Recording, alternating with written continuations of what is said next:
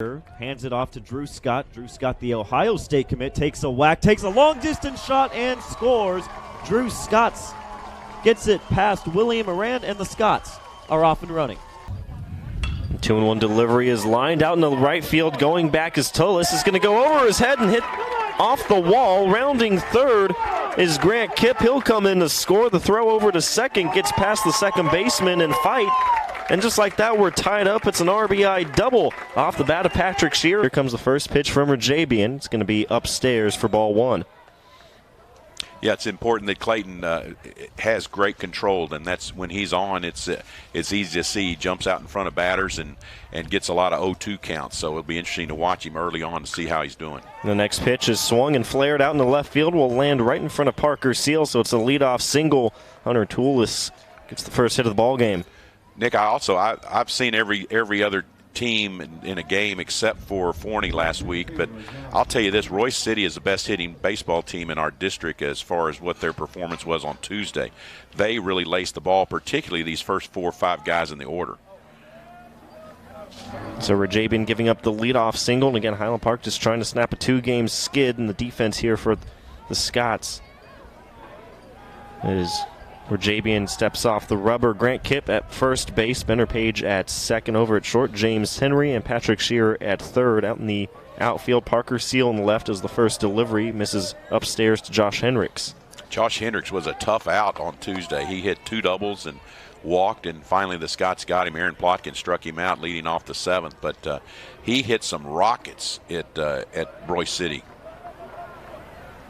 1-0 delivery, tries to work inside, misses just too far inside. Now it's 2-0. To round out the outfield, Jack Comendo in center and Sterling Sutcliffe out in right. So Highland Park, again, a 2-game skid, lost last weekend, getting no hit. And this one's going to miss outside. So now a 3-0 count. So Rajabian, maybe a little bit of nerves to start off this outing. The leadoff single now falling down 3-0 in the count, unlike what we've seen from Rajabian most of the season. Yeah, and the Scots, again, like mentioned, they fell behind 4-0 in the bottom of the first out in Royce City on Tuesday, and it's really important that they get off to a good start, I think. Royce City's playing with a great deal of confidence right now, and especially they really think they can sweep the Scots here with this game.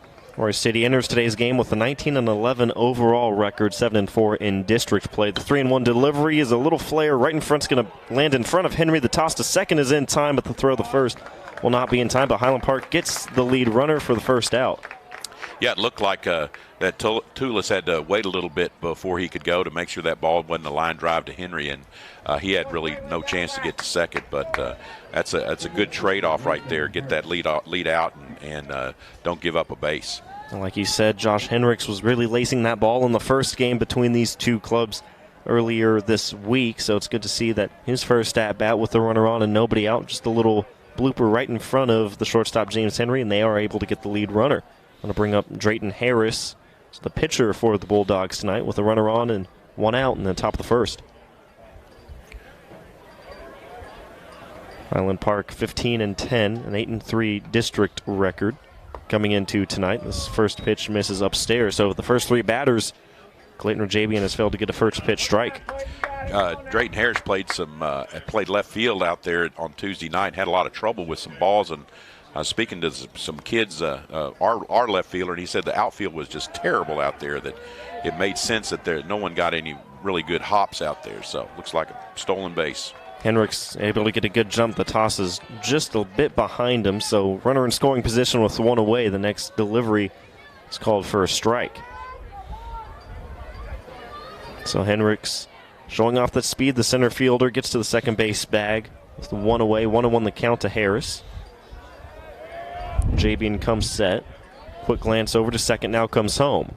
Almost thinking about swinging was Harris, but holds up, and Yates able to keep that one in front of him. More importantly, keeps Hendricks at that second base bag. 2-1 the count. Yeah, that's a good job by Jack to keep the ball in front of him and using his body there to protect it.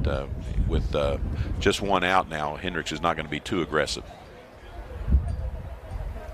So the right-hander again comes set. The 2-1 delivery, tries to attack that outside part of the plate, misses again. Another 3-1 count.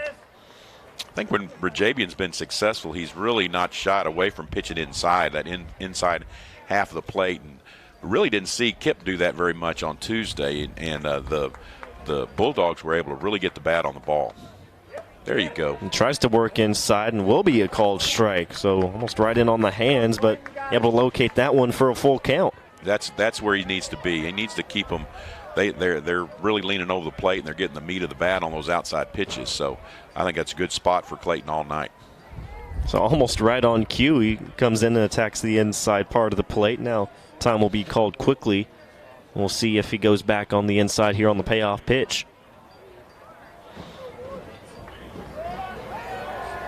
Again, we'll step off the rubber. Quick check over at Hendricks on the second base bag.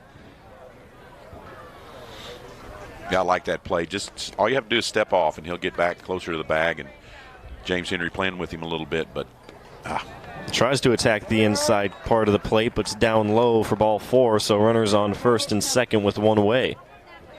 Yeah, again, the Bulldogs trying to get off to a fast start like they did in game 1 of this series, and when they scored 4 runs. So Scott's really feeling the pressure here a little bit. They really need to play well, and Clayton needs to really pitch well for the Scots to be successful.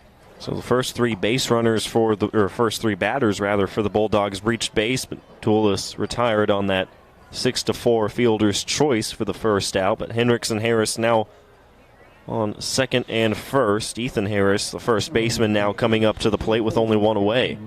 It was just so surprising. The first 6 men reached against Kip last Tuesday, and 5 straight base hits. So, I mean, this is what I'm saying. These guys can really hit the ball, and they put the ball in play, don't strike out very much, and against what, is arguably our best pitcher. So Rajabian looking to get off to a quicker start, and this one's going to get past Yates. It hits off the top of his glove.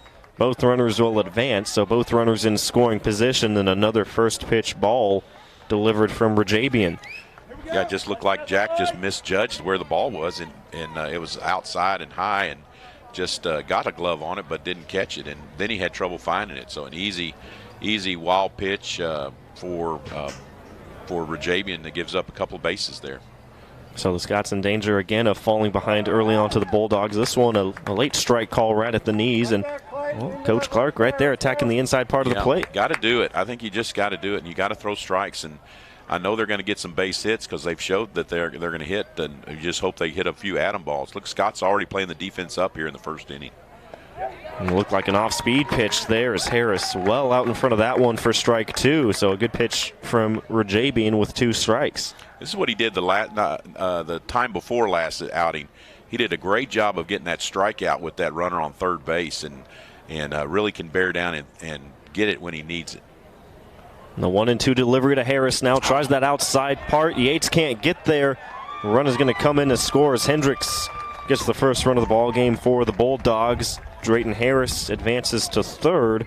The pitch is outside, so it's 2-2 the count. First run of the ball game comes in for the Bulldogs, 1-0. Yeah, you're trying to waste one on something like that, but you don't want to waste it so your catcher can't catch it. And that was a little bit too outside for Yates to even get his body in front. So Scots give up a run here in the first. We've already seen about 3 or 4 pitches from Rajabian trying on that outside part of the plate that looks like might just get away from him. And this one's going to find the outside corner there for strike 3 and the second out of the inning. So a big comeback pitch right there to get that second out. Yeah, that's bearing down and keeping your composure too. The Scots, that's very unusual, I think, to see the Scots play the infield up in the top of the first inning, but didn't hurt them. But you needed to put one more guy behind home plate, I think, to be able to stop that run. But they won't let you do that. So that's unfortunate for the Scots to give up one on a wild pitch like that. Brandon Fight fouls off the first pitch. That one actually might have glanced off of him when he was in the batter's box for strike 1. So Rajabian looking to get out of the inning with minimal damage. Here comes the 0-1 delivery to the second baseman. That one down the middle, but just upstairs, even things up at a ball and a strike. You can see how much he crowds the plate out there too, and he had 2 hits himself in the game Tuesday night. So they have hits all the way up and down the lineup. So Drayton Harris on that third base bag, 2 away, 1 across in the top of the first. Again, trying that outside corner, and we'll get the call for strike 2. this may be one of those umpires that he's saying something, but you don't hear it up here in the box, but then he signals for everybody else, because it seems like the catcher and the batter and the pitcher all know what the call is. Just a little bit late for us here in the press box for the umpire. And this one, again, trying to come inside, almost toward the helmet. Brandon Fight able to get out of the way of that one. So 2's all around. 2 balls, 2 strikes, 2 outs. Rajabian looking maybe perhaps for a second strikeout and get out at the top of the first. Get it to Benner Page to lead things off in the bottom of the inning for the Scots. And 2-2 delivery now. Swing and a chopper. It's going to be a tough play for Henry, having to charge in, fields it all in one motion. The throw is in time. Another great play from James Henry, the sophomore shortstop, to get Rajabian out of the inning. The Bulldogs do strike first, though, 1-0 as we head to the bottom of the first. Nick, I didn't think he had a chance to get that play, make that runner. So I don't know if Fight had trouble getting out of the bag or getting out of the box or not, but what a great play, and charged it and stayed with it. A lot of times you give up on something like that when it's slowly hit.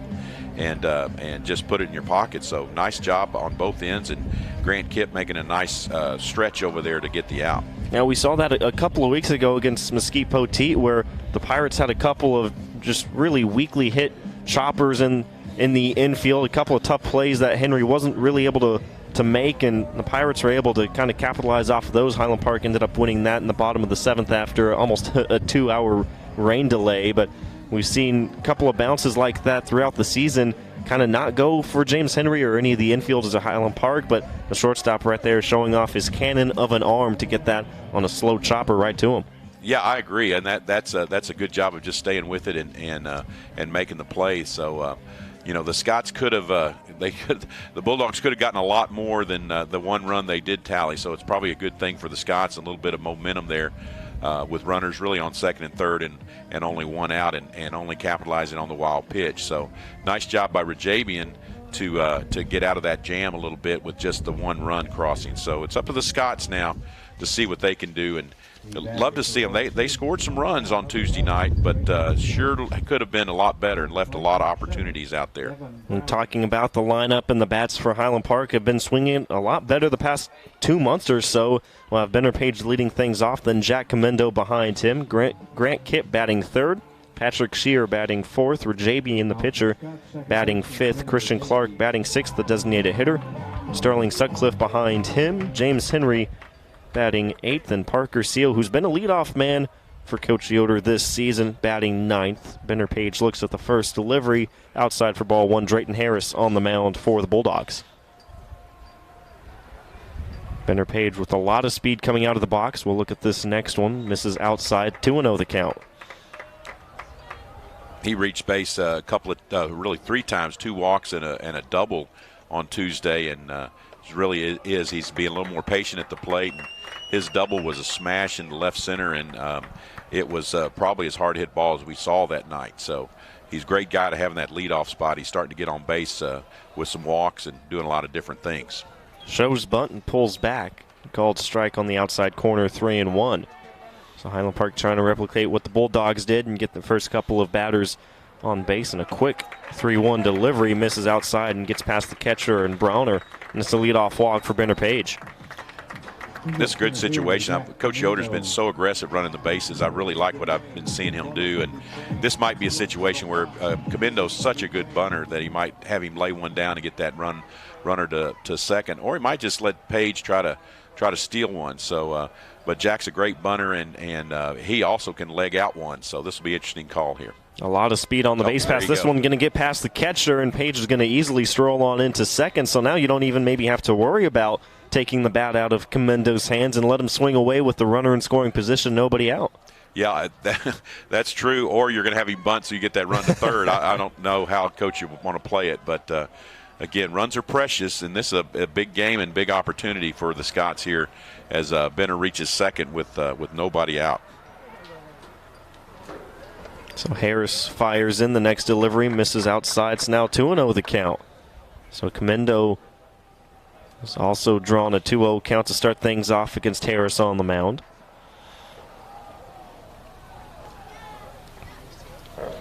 Page over on that second base bag, squaring around to bunt, pulls back, but it's called strike on the inside part of the plate. 2-1 now to Comendo at the plate. as I mentioned, Harris played some left field in the Tuesday game, and talking to Parker Seal, who was our left fielder during that game, I said, boy, that must have been tough out there. It was the lights, and he said it looked like somebody rolled a tractor through there. That wasn't flat at all. It was rough, and boy, we saw some plays really booted out there and left. So that kind of helped explain it a little bit. Next delivery is called strike on the outside part of the plate. Now 2-2. So Harris, another right-hander, comes set, fires in the 2-2 delivery, fouled off into the netting. We'll try it again as Comendo fights that one off. Grant Kipp awaiting on deck for the Scots. Highland Park down 1-0 early on to the Bulldogs. The 2-2 delivery yet again, and another foul ball from Comendo. Again, Highland Park looking to snap a 2-game losing skid and advance to 9-3 in district play, get their 16th overall win of the season. Yeah, this has been a good at-bat by Jack. He's been patient and has a chance here to hit the ball to the right side and see what happens. This one comes inside, able to shuffle out of the way of that one. Now draws a full count. It's good to see the first two batters kind of making Harris work a little bit. Now a full count. I think that's great. And, you know, the pitch count rule does come into play, even though it's been 3 days since there's And that's an unfortunate break right there. That's tough. There's about as hard to hit a line drive you can get if you're Jack Comendo, right into the glove of Andrew Alonzo, and caught in no man's land as Benner Page is doubled up on the 5-4 line out double play. Yeah, that's a tough break for Comendo. He did hit it hard, but hit it right at Alonzo over there at third. So just like that, there's 2 outs. Yep. Grant Kipp, the first baseman, comes to the plate, looks at the first one inside for ball 1. The old pitcher's best friend on that double play, so really helped him out that time. That's, again, just an unfortunate break, and this one's going to come in and hit Grant Kipp. So with 2 away, Kipp able to get on board. So the bottom of the first inning continues. Patrick Scheer now coming up to the plate. Scheer, who's been making solid contact all season long, but about the first month wasn't able to get a lot of breaks go his way, but well, he's starting to get on base more and more often now, so a good opportunity for him to extend this first inning. And with Grant Kipp on first, try and get him in a scoring position to toss over to first. Kipp there in plenty of time. And Shearer will await the first pitch. Yeah, I agree. Shearer's really swinging the bat well. Even his outs are pretty loud, too. So, again, a guy you'd like to have in this situation. That's just a tough play for Comendo and the Scots there, and lining into a double play. Just one of those things. It's just a break. I mean, that's all you can say about it. He hit it hard, but too far off the bag for Benner, but he's trying to be aggressive, too. First delivery to Shearer is outside and bounces to the plate for ball 1. Browner behind the plate, able to keep that in front of him. 1-0 delivery, a called strike on the outside corner, knee level to Scheer, so it's now 1 ball and 1 strike.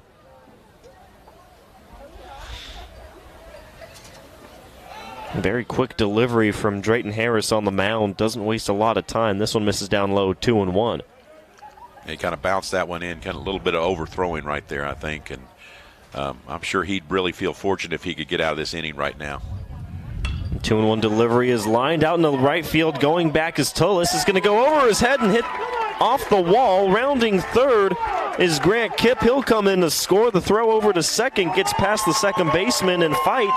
And just like that, we're tied up. It's an RBI double off the bat of Patrick Scheer, and we're all deadlocked again. Yeah, that was a great job of hitting by Scheer. I've been harping on this about the Scots going the opposite way. That seems like everybody we see is pitching us to the outside half the plate, and our righties need to be thinking about going to right field more. And looked like Scheer really got a big piece of that one, hit it right over Tullis's head out there, and real nice RBI double for him. So Highland Park knots things right back. Patrick Scheer with the RBI double with 2 away.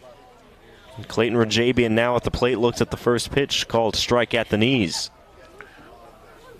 And this one, a liner, it's going to get over the glove of, just over the glove of the shortstop, rounding third, and coming in to score is Scheer.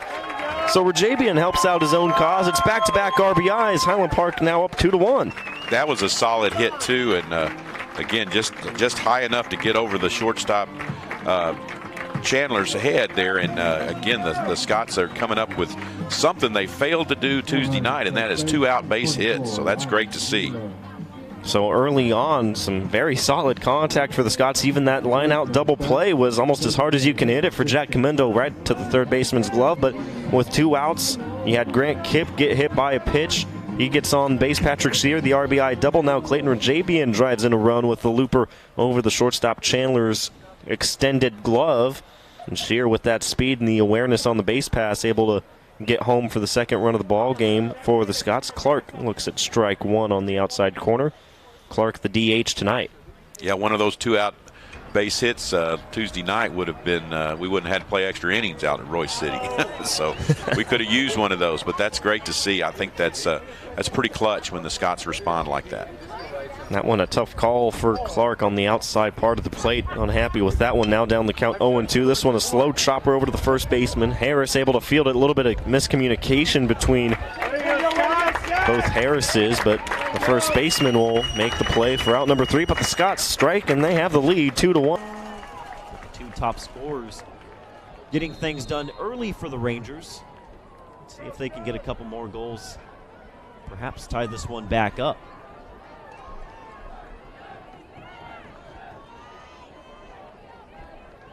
So Rangers out of the timeout with possession. Jackson back over for Billy Metz. Metz gets it right back at the 30. Cross field pass, a long range shot deflected. I believe that might have gotten Gabe Galbraith in the helmet. Possession still with the Rangers. Thought about the shot, instead will pass it back down. Zachary Riley able to connect with Buell. Riley gets it right back.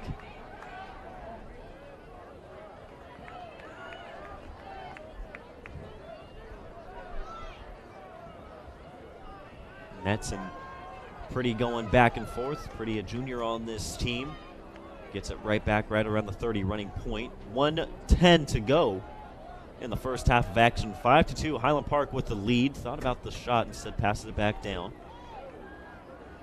Jackson is over on that far wing, and a long-range shot and a goal by Tommy Havivian. His 18th of the season, cuts it back to a 2-goal deficit with 59 seconds to go.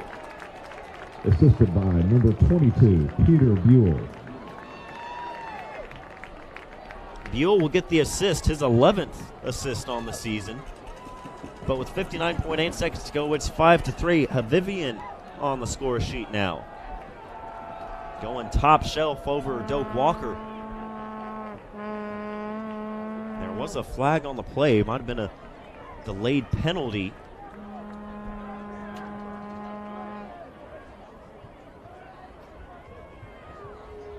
See exactly what the situation is Coach Moses talking to one of the officials on that far sideline.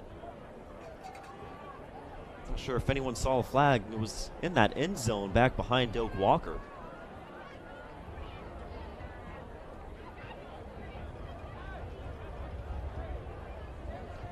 I do have the Havivian goal on the scoreboard,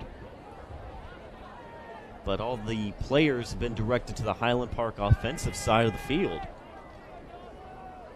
Now you have Chris Surin asking for an explanation. It's going to be a penalty on Jesuit. Looks like it's Buell taking a knee.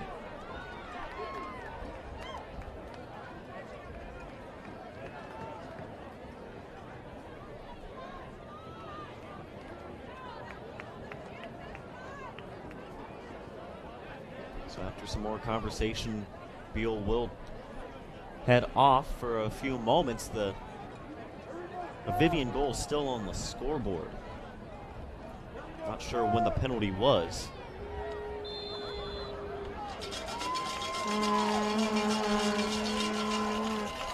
So strange turn of events. Still 5-3 with 50 seconds left. The Scots with possession after the Peter Buell penalty, and it's a man up for Highland Park in the final 40 seconds. Highland Park looking to get the goal right back. Pete Sitton lines from distance, and a big save by Moran. Another kick save on the rebound. Back-to-back stops from number 33, and the Rangers have possession. They kill off the penalty. So perhaps some momentum now with the Rangers. Final 15 seconds to go. They have speed and time, and picked off beautifully by Andrew Stanzel, who read it all the way, picked it off, and now he has some room. Perhaps enough time for a last-second shot. Stanzel going all the way home, off the post, and no, somehow that stayed out. Andrew Stanzel going coast to coast, off the post, off Moran, and somehow did not go in. What an ending to the first half of action. 5-3, Highland Park with the lead as we go into the halftime break. Drew Scott, Thomas Menke, Harrison Key, Tristan Uphoff, the goal scorers for Highland Park. Jacob Jackson, Peter Buell, and Tommy Havivian, the goal scorers for Jesuit. Don't go anywhere. We'll be back for the second half of action in the THSLO regular season finale on Game On Sports.